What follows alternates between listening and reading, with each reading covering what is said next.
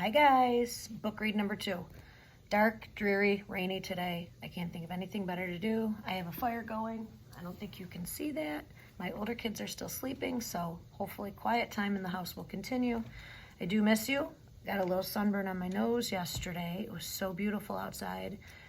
Make that a lesson to you, that when it's sunny, even though it's chilly, you still need to wear sunscreen. Mrs. Wendell learned that lesson yesterday. Today's book choice, Miss Nelson is Missing by James Marshall. There are 3 in this series. I will read all 3 of them. This is my favorite.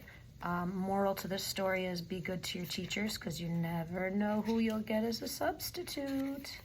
All right, Miss Nelson is Missing. One of my favorites as a kid, too. That's how old this book is. Older than Mrs. Wendell, which is really old. The kids in room 207 were misbehaving again.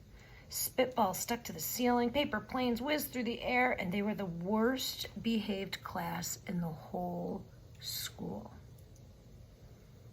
Much different from our UPK class.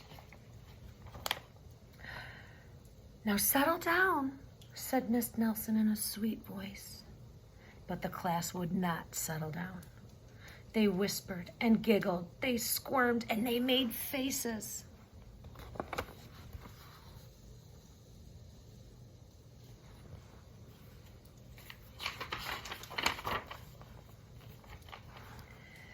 They were even rude during story hour. And they always refused to do their lessons. Something will have to be done, said Miss Nelson. She's so kind and so sweet.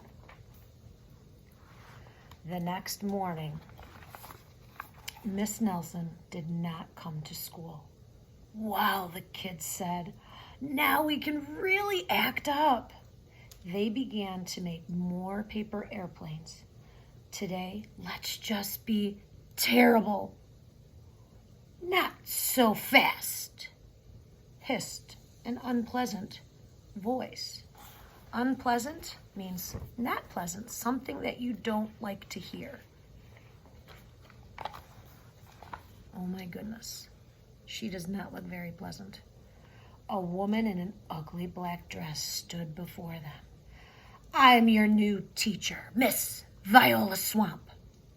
And she rapped the desk with her ruler. Well, where's Miss Nelson? Asked the kids. Never mind that, snapped Miss Swamp. Open those math books. Miss Nelson's kids did as they were told.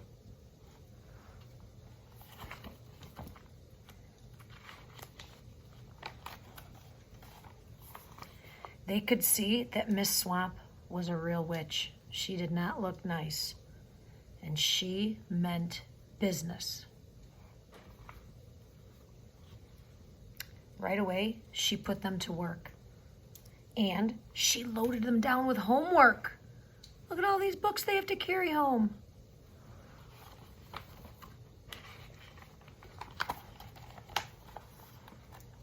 We'll have no story hour today, Miss Swamp said. Keep your mouths closed, said Miss Swamp. Sit perfectly still, said Miss Swamp. And if you misbehave, you'll be sorry, said Miss Swamp. The kids in room 207 had never worked so hard. Days went by, and there was no sign of Miss Nelson. The kids missed Miss Nelson. I think they're beginning to realize maybe they should not have been so naughty in Miss Nelson's class. Maybe we should try to find her, they said. So some of them went to the police. Detective McSmog was assigned to the case. He listened to their story. He scratched his chin. He said. I think Miss Nelson is missing. I don't think Detective McSmog would be much help.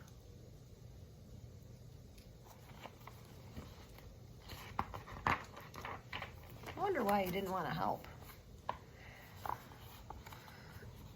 Other kids went to Miss Nelson's house. The shades were closed, and no one answered the door. In fact, the only person that they did see was the wicked Miss Viola Swamp coming up the street. If she sees us, she's going to give us more homework. So they got away just in time. So this is Miss Nelson's house. And Miss Viola Swamp's coming right around the corner. I wonder why she's there. Maybe something terrible happened to Miss Nelson. Maybe she was gobbled up by a shark, said one of the kids. But that didn't seem likely.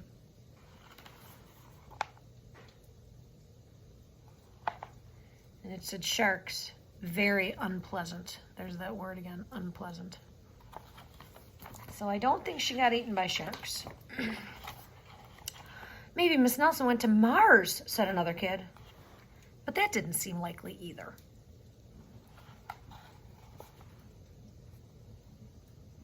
I don't think it's likely that she went to Mars. I know, exclaimed one know-it-all. Maybe Miss Nelson was carried off by a swarm of angry butterflies. But that was the least likely of all. And I don't think that could really happen either.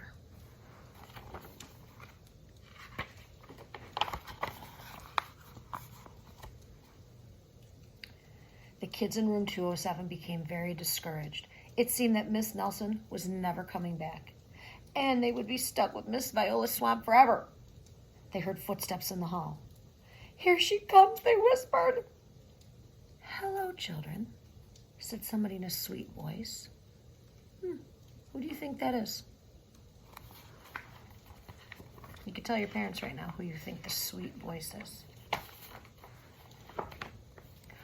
It was Miss Nelson. "Did you miss me?" she asked. "Oh, we certainly did," cried all the kids. "Where were you?" "Oh, that's my little secret," said Miss Nelson. "How about story hour?" "Oh, yes," cried the kids. Miss Nelson noticed that during story hour, no one was rude or silly. "What brought about this lovely change?" she asked. "Well, that's our little secret," said the kids.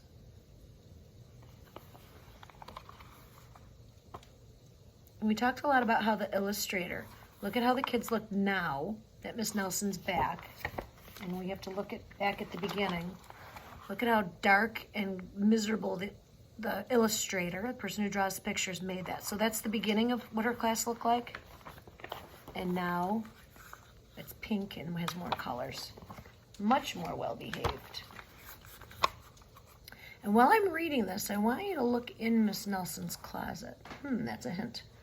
Back home, Miss Nelson took off her coat and hung it in the closet, right next to an ugly black dress. When it was time for bed, she sang a little song. "I'll never tell," she said to herself with a smile.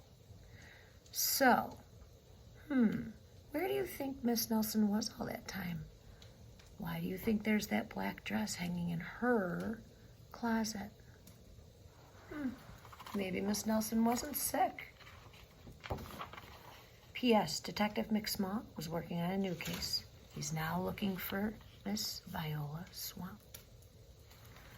So I wonder why Miss Viola Swamp's dress was in her closet. So, all right, I'm going to email a couple questions or put them in the Facebook comments, and you can talk about it with your parents. I miss you guys.